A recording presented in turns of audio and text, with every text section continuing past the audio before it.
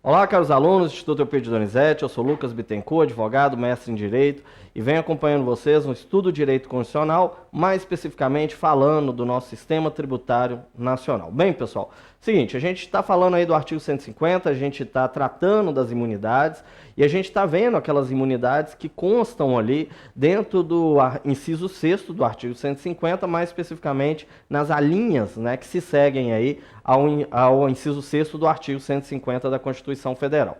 A gente falou da imunidade tributária recíproca, né, que consta aí dentro do artigo 150, a linha A, né, do inciso 6º, a linha A, então a gente já falou dessa imunidade tributária recíproca dos entes da federação, que se estende também à administração indireta, e aí a gente fez as análises, né, da administração indireta frente à imunidade tributária recíproca. A gente também já falou da questão da imunidade religiosa, né, que se relaciona aos templos de qualquer culto, e a gente tem trabalhado, e a gente tem falado na nossa última aula, do artigo 150, inciso 6º, a linha C, que fala, né, dessa vedação que existe quanto aos entes da federação na instituição, né, de impostos sobre o patrimônio, renda ou serviços de partidos políticos, ok? A gente comentou na aula passada, partido político, inclusive fundações, entidades sindicais, falamos também, né, entidades sindicais dos trabalhadores, das instituições de educação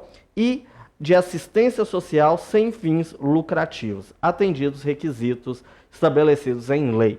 Então, a gente está falando justamente dessa imunidade, é o que a gente estava trabalhando na nossa última aula. E a gente fechou falando, destacando esse ponto final que diz respeito justamente a essas, né, entidades de assistência social. Então, a gente, né, no final da nossa aula, a gente estava comentando que essas entidades aí de assistência social, né, essas instituições de assistência social, muitas delas estão presentes naquilo que a gente chama de terceiro setor da nossa sociedade, onde a gente vai encontrar a figura de OCIPs, organizações sociais, e muitas dessas entidades que a Constituição, então, faz referência a instituições de assistência social, estão presentes naquilo que a gente chama de terceiro setor. E aí, o que a gente estava discutindo no final da nossa última aula? A gente disse o seguinte, que para que essas entidades do terceiro setor possam, né, usufruir desta imunidade, desse benefício fiscal, essas, né, instituições que pertencem ao terceiro setor precisam preencher alguns requisitos. Aliás, na aula passada mesmo, a gente mostrou, a gente destacou na nossa última aula, que todas essas instituições que constam, né, dentro aí do artigo 150, inciso 6º, a linha C, precisam preencher aquele requisito que consta para a gente dentro do CTN, dentro do Código Tributário Nacional, no artigo 14. Então, o artigo 14 do CTN, ele traz ali já alguns requisitos para que realmente essas instituições possam usufruir desse benefício fiscal que está, né, presente no artigo 150, inciso 6º. Mas, para além disso, quando se trata especificamente dessas instituições de assistência social, existe também alguns outros requisitos que essas instituições precisam preencher para que possam usufruir de fato desta imunidade. Bem, onde que estão esses requisitos? Na prática, a gente tem visto que esses requisitos constam em algumas leis infraconstitucionais. Aí você me pergunta, lei complementar? Não.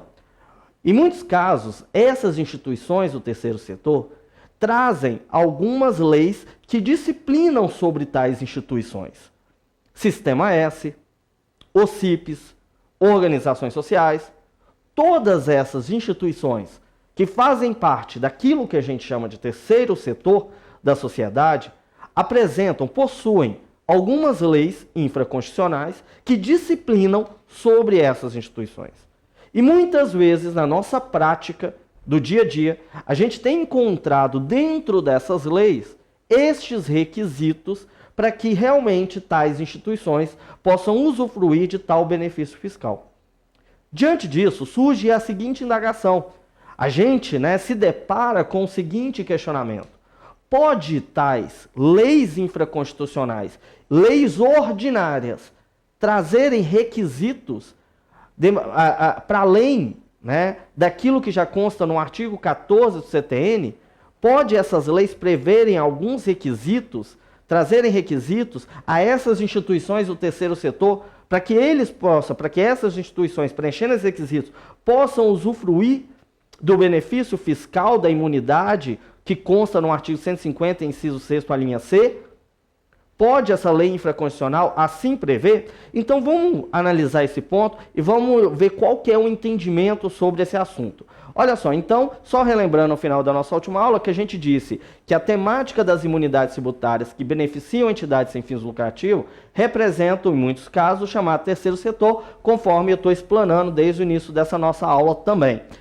Nesse ponto, vale ressaltar que, de forma equivocada, existem inúmeras leis ordinárias que tratam da regulação específica da imunidade tributária e previdenciária voltada às entidades sem fins lucrativos, essas de assistência social. A exemplo de fundações e associações integrantes do chamado terceiro setor, criando ou estabelecimento critérios e procedimentos para o devido reconhecimento e concretização das referidas imunidades. Então, nosso texto aqui já está dizendo que uma lei ordinária prevê requisitos para que essas entidades assistentes sociais possam fazer uso dessa imunidade tributária é um tipo de lei equivocada, né? É um tipo de lei que erra, né, quando coloca ali algum requisito para que essa entidade de assistência social possa usufruir de tal imunidade. E por que isso? Vamos analisar. Entretanto, o STF já pacificou que tal matéria deve ser regulada por lei complementar, conforme assim determina a Constituição, né, Federal, no artigo 156, e segundo, que diz que cabe lei complementar regular as limitações constitucionais ao poder de tributar. Na aula passada eu já tinha mostrado esse artigo 146, inciso segundo, quando eu disse que somente lei complementar pode estabelecer limites ao poder de tributar. Então, regulamentar as limitações constitucionais ao poder de tributar. Então, quando a gente abre o artigo 14 do CTN, lá tem alguns requisitos para que essas entidades do artigo 150, inciso 6º, a linha C, possam, né, precisam preencher para que possam usufruir de tal benefício, o CTN ele foi recepcionado, não há nenhum problema quanto a isso, porque o CTN foi recepcionado pela Constituição de 88 como uma lei complementar. Então, lei complementar pode regular sobre as limitações constitucionais ao poder de tributar dos entes, mas não pode uma lei ordinária regular sobre limitação constitucional. Então, respondendo ao questionamento, é errôneo, é errado, né? Não pode uma lei ordinária trazer mais, né, requisitos para que determinadas entidades que compõem o terceiro setor e que entrariam dentro dessa categoria de instituições de assistência social, para que tais entidades precisem preencher esses requisitos para que possam, de fato, usufruir do benefício fiscal da imunidade. Só pode a lei complementar, e no caso já tem o CTN, trazer tais regulações ao poder, né, a essa limitação ao poder constitucional de tributar.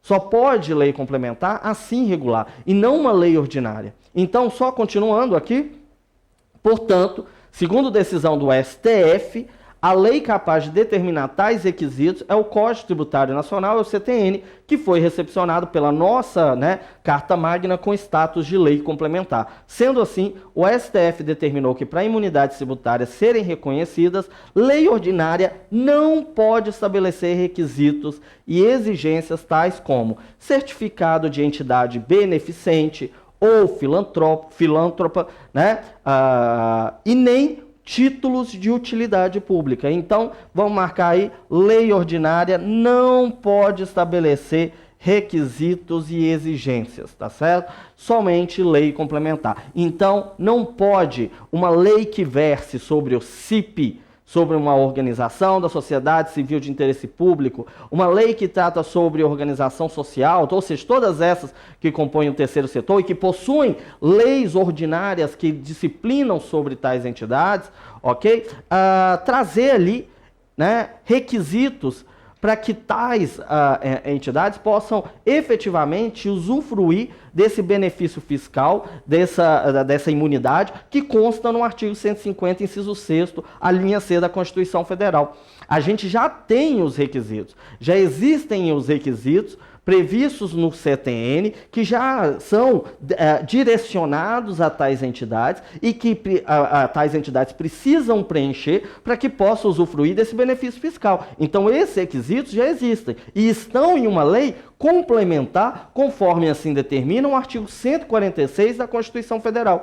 E assim tem que ser, ok? Então, guardem isso. O poder, a limitação, né? A limitação ao poder de tributar, ela pode ser sim regulada, mas ela só pode ser regulada por meio de uma lei complementar e não por meio de uma lei ordinária, como vem acontecendo até, né, o Supremo precisou se posicionar sobre esse assunto, como vem acontecendo no caso dessas entidades que compõem o terceiro setor e que estariam acampadas na categoria de entidades de assistência social sem fins lucrativos. Ok? Isso e o que essa forma de determinar certas regulamentações ao poder de limitar por meio de lei ordinária, o Supremo já disse que é inconstitucional, ok? Continuando, Desarter, de acordo com a decisão mencionada, o Supremo determinou que os únicos requisitos e exigências para a obtenção da imunidade tributária por parte das entidades sem fins lucrativos,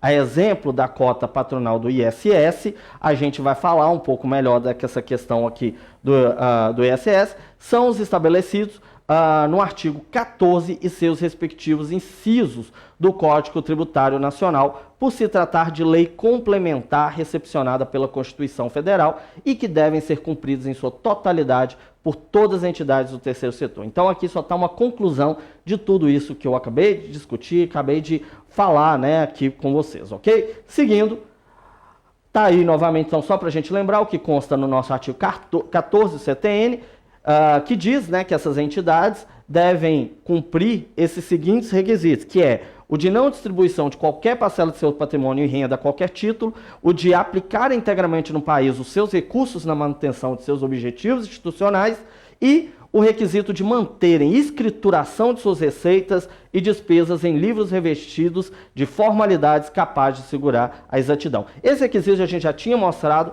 na nossa última aula, voltamos a destacar aqui, só para que vocês possam recordar o que consta no artigo 14 do Código Tributário Nacional, tranquilo? Seguindo aí, a gente vai para o que é chamado de imunidade cultural. Pessoal, o que é a chamada imunidade cultural?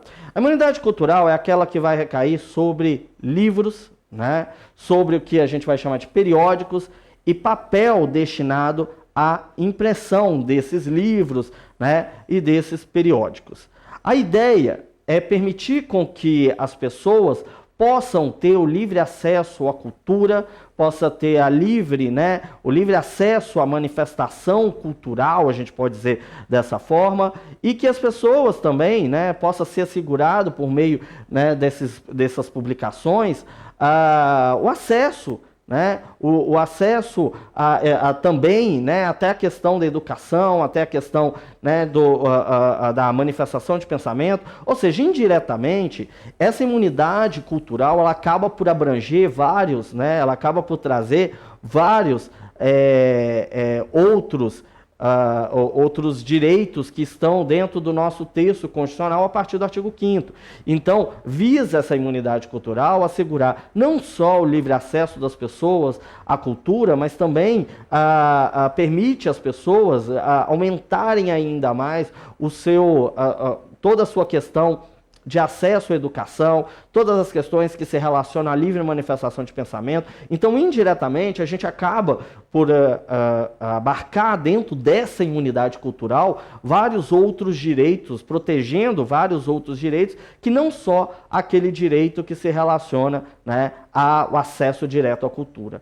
Mas a ideia principal é justamente esse, né, de permitir às pessoas esse acesso à cultura, de permitir às pessoas essa facilitação à cultura. A gente sabe perfeitamente que muitos livros, né, são caros, as pessoas têm uma dificuldade dentro do nosso país de adquirirem, né? Então não adianta só o Estado brasileiro incentivar a cultura por meio de campanhas de mero incentivo.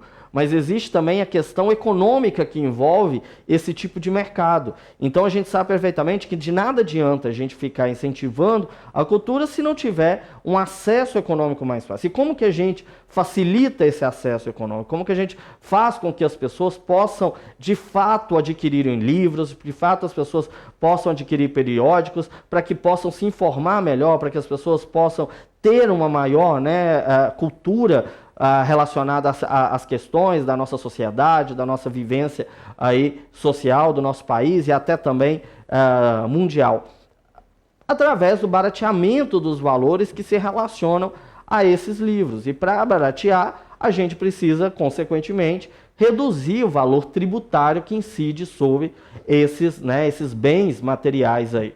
Então, para que possa ter esse barateamento, o Estado utiliza essa política de imunidade. A imunidade que vai incidir sobre, e aí a gente volta aqui o quadro, que vai incidir sobre os livros, jornais, periódicos e papéis, destinados à impressão. Tem-se como valor protegido a liberdade de pensamento, a liberdade de expressão artística e científica. Importante mencionar que a proteção é sobre o conteúdo e não sobre a matéria na qual o conteúdo é trazido, de modo que a interpretação da Constituição deve acompanhar as evoluções tecnológicas. Tanto que a interpretação da Constituição deve acompanhar as evoluções tecnológicas, que a gente tem o seguinte, vamos seguir aí. Então, o papel que é imune é somente utilizado ao insumo na produção. Esse também é um entendimento que depois a gente vai discutir um pouquinho melhor ali na frente sobre o Supremo Tribunal Federal, porque o Supremo ele diz que essa imunidade ela deve ter um tipo de interpretação restrita, tá? Então, ou seja, vocês vão perceber que por mais que a gente tenha essa imunidade aí prevista na Constituição, várias pessoas, várias empresas que estão nesse segmento aí de livros, jornais, periódicos, tentam estender essa imunidade para além do próprio papel, Então, para tintas que são utilizadas, para fotografias que são utilizadas, para tipos de capas. Então, ou seja, vários outros materiais que são utilizados na produção desses itens, que constam para a gente na Constituição Federal, várias empresas que estão dentro desse segmento, elas tentam estender a imunidade para além do próprio papel. Só que a gente vai perceber que o Supremo ele tem tido todo um entendimento no sentido de fazer uma interpretação restritiva, desse artigo, desse inciso. Por mais que existam algumas exceções que criem outras possibilidades para que a gente possa interpretar também esse artigo da Constituição Federal. Tanto que consta para a gente essa observação aí abaixo, onde a imunidade tributária dos livros, jornais, revistas e periódicos e do papel destinado à impressão acrescido em 8 de março de 2017, por votação da unanimidade pelo plenário do STF, se decidiu a inserção no rol da imunidade tributária dos livros eletrônico e os suportes próprios para a sua leitura. Então, pessoal, está aí uma decisão do Supremo Tribunal Federal que diz o seguinte, que o STF decide que livros digitais têm imunidade tributária. Então, que foi de 2017, essa decisão que diz que em votação unânime, o plenário do Supremo Tribunal Federal decidiu que os livros eletrônicos e os suportes próprios para sua leitura são alcançados pela imunidade tributária do artigo 150, inciso 6º, a linha D da Constituição Federal. Os ministros negaram provimento aos recursos extraordinários, e aí vem o número dos recursos, julgados em conjunto na sessão da quarta-feira, que aí, obviamente, foi tirado de um trecho da decisão sobre o assunto.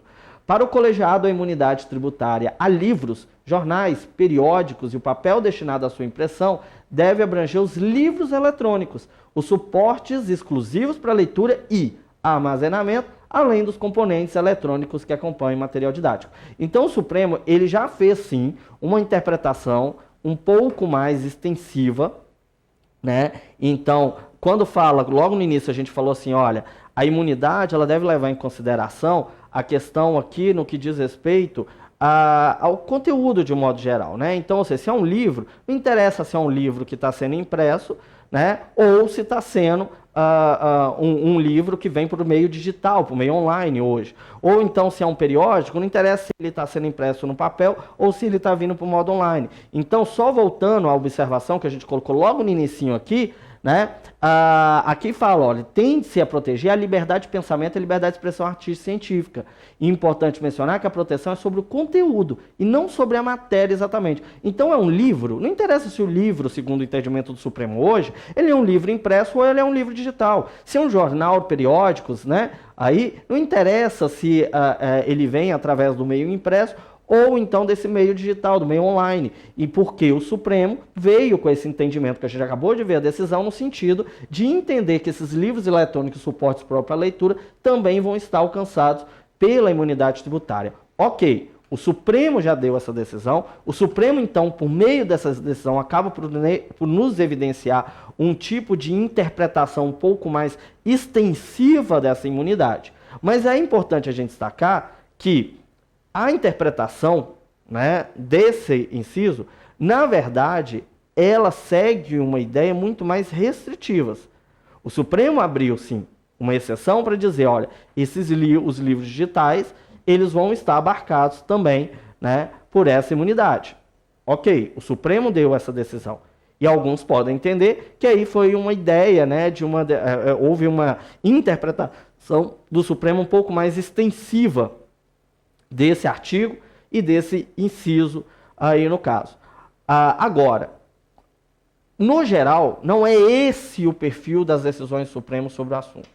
O Supremo tem, na verdade, é restringido, né? Tem feito uma restrição sobre essa temática, sobre esse assunto, sobre esse tipo de imunidade. Então, houve essa decisão mais extensiva, mas agora acompanhe comigo quais são os outros posicionamentos que a jurisprudência do Supremo tem tido sobre a possibilidade ou não de se estender essa imunidade sobre livros, jornais, periódicos e papel destinado à impressão. Bem, então antes da gente prosseguir, né, discutir esse ponto que eu estava falando com vocês, é importante a gente mostrar o seguinte, que a imunidade sobre papel, sobre livros, jornais, periódicos, é considerada objetiva, no sentido de que alcança somente os impostos incidentes sobre importação, também sobre a exportação, né, a produção industrial, a circulação de mercadoria, o ICMS, mas não incidente sobre a renda e o patrimônio, os quais devem ser pessoais. Como assim? Vamos entender isso aí melhor. Pessoal, é o seguinte, você tem uma determinada editora, né, uma editora que produz ali livros. Essa editora, ela vai ter, por exemplo, uma imunidade quanto ao IPI, né, que é o Imposto sobre Produtos ali industrializados.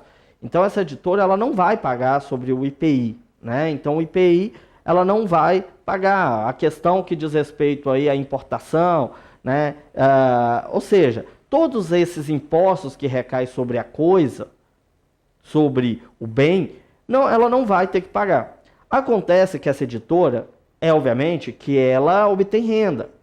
E ela obtendo renda, inclusive com a venda, né, desses livros, ela tem sim que declarar, ela tem sim que fazer ali a sua declaração quanto ao imposto de renda.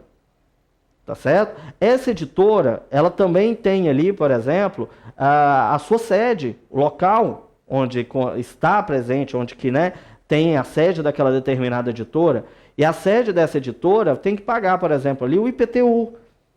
E assim por diante. Então, ou seja, impostos que têm caráter pessoal, que incidem sobre aquela pessoa jurídica, por exemplo, que produz esse livro, que produz esse periódico, né, vai continuar existindo esses impostos. E vão continuar sendo devidos à cobrança, né, à exigência desses impostos. Agora, quando a gente está trabalhando com esses impostos que vão recair sobre a coisa, que tem essa natureza objetiva, aí não. Nesse caso, vai haver incidência sobre, né, da imunidade para tais impostos. É isso que a gente está frisando, é isso que a gente está falando aqui. Então, só continuando, o alcance da imunidade objetiva, né, é sobre os bens ou coisas, e não a pessoa que, versando sobre os livros, jornais, periódicos, trata-se de, por exemplo, de uma empresa jornalística, empresa de edição, o vendedor desses produtos, a pessoa que escreve, entre outros, cujos impostos continuam sendo devidos, como o imposto de renda, que não tem a ver com impostos referentes aos bens os quais lidam. Então, foi o que a gente acabou de dizer. Logo, tal imunidade afasta tão somente os impostos incidentes sobre os bens, como importação, exportação, IPI, ICMS, mas não o imposto de renda, o IOF, o IPTU, devido pela editora, pelo autor, pela livraria, pela gráfica, pela empresa jornalística ou de publicidade ou pela banca de jornal. Ok? Então, acho que fica claro essa minha fala através desse texto aí que eu trago para vocês. A imunidade diz respeito exclusivamente aos livros, aos jornais periódicos e papel, não havendo imunidade de tributos relacionados aos bens de uso e consumo. Outros insumos que não o papel. Então aí a gente está voltando àquele debate que a gente estava falando. Outros insumos que não o papel. O prédio em que são produzidos, os serviços de produção deles e etc. Ok? Então aí está deixando bem claro para a gente, né, que essa imunidade ela está incidindo aí somente, né, sobre livros, jornais, periódicos e o papel, para poder produzir esses livros, esses jornais, periódicos.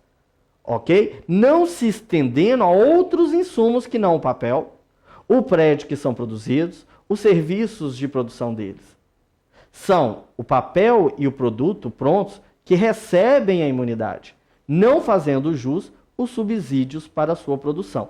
Então, essa é a interpretação, e aí eu vou marcar aí, né? Essa é a interpretação restritiva do Supremo Tribunal Federal, ok? O Supremo Tribunal Federal interpreta, né, essa nossa imunidade dessa forma restritiva, dizendo que somente mesmo o papel, tá, e o produto pronto, que é o livro, o periódico, faz jus à imunidade, não fazendo jus à imunidade aos subsídios para a produção destes produtos prontos. Então, vamos lá, a tinta, né, que é utilizada para essa produção, será que sobre ela vai recair imunidade? Não. Né? Não vai ter. Esse é o entendimento do Supremo. Aliás, eu trouxe algumas situações aqui para que a gente possa analisar. Então, também nesse sentido, não se tem reconhecido o Supremo a imunidade em relação ao ISS, sobre serviço de produção de livro e periódico. Muito embora não se possa desconhecer que já houve precedentes nesse sentido, de dar, né, imunidade ao ISS em algumas etapas de produção dos livros. Mas o entendimento hoje geral do Supremo, e vamos dizer de uma forma unânime, é nesse sentido aí de manter, né, unânime não, quase unânime, tá, pessoal? Manter aí essa ideia de não estender o ISS, a imunidade do ISS sobre serviços aplicados à produção.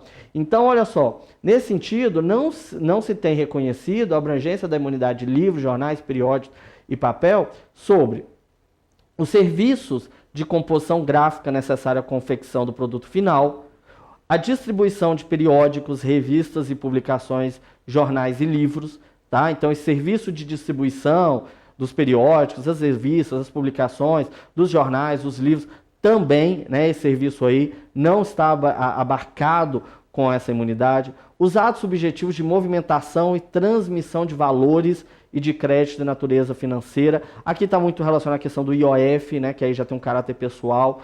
Então, a empresa, né, que produz esses livros continua tendo que pagar. Os serviços prestados por empresas que fazem transporte ou entrega de livros, jornais, periódicos, papel destinado à impressão, não está abarcado por essa imunidade.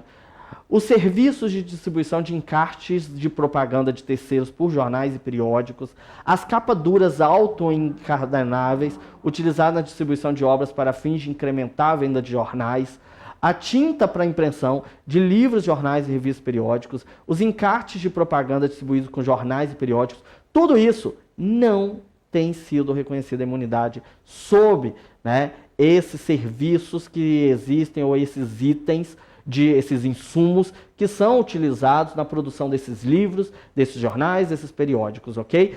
Por mais que tenha chegado na jurisprudência, por mais que a gente tenha visto que tenha chegado na jurisprudência pedidos de uma interpretação mais extensiva a essa imunidade que consta aí pra gente na Constituição Federal, que a gente pode chamar de imunidade cultural, o Supremo já deu essa extensão quando falou, olha, os livros digitais e todos os suportes utilizados para essa leitura dos livros digitais vão estar abarcados com a imunidade. Agora, não cabe a gente continuar fazendo interpretações extensivas dessa imunidade, porque o nosso entendimento é de que essa interpretação tem que ter o máximo possível de caráter restritivo, a ponto do Supremo, portanto, não reconhecer que vários desses insumos, vários desses serviços que estão relacionados a todo esse processo de produção, a todo esse processo de confecção desses livros periódicos, desses jornais,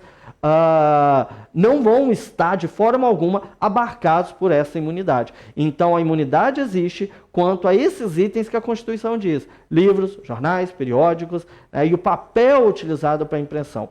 Tá certo? Os papéis que são utilizados para impressão. Mas o maquinário, por exemplo, né? Quanto a maquinário que é utilizado para toda a confecção, será que a gente poderia estender? Não, o Supremo também já disse que não há essa extensão quanto à interpretação do que consta para a gente nessa chamada imunidade cultural do artigo 150, inciso 6º aí, a linha D da Constituição Federal. Ok, pessoal? Bem, então eu vou finalizar por aqui, vamos encerrar por aqui essa nossa aula de hoje, que a gente está discutindo, que a gente está falando sobre essa imunidade cultural. É claro, na próxima aula a gente fecha essa imunidade, segue para outros pontos aí dentro do nosso estudo, e é claro, eu vou continuar no aguardo de vocês para que a gente possa, né, continuar discutindo, continuar falando, trabalhando aí sobre o nosso chamado Sistema Tributário Nacional. Muito obrigado e até a próxima.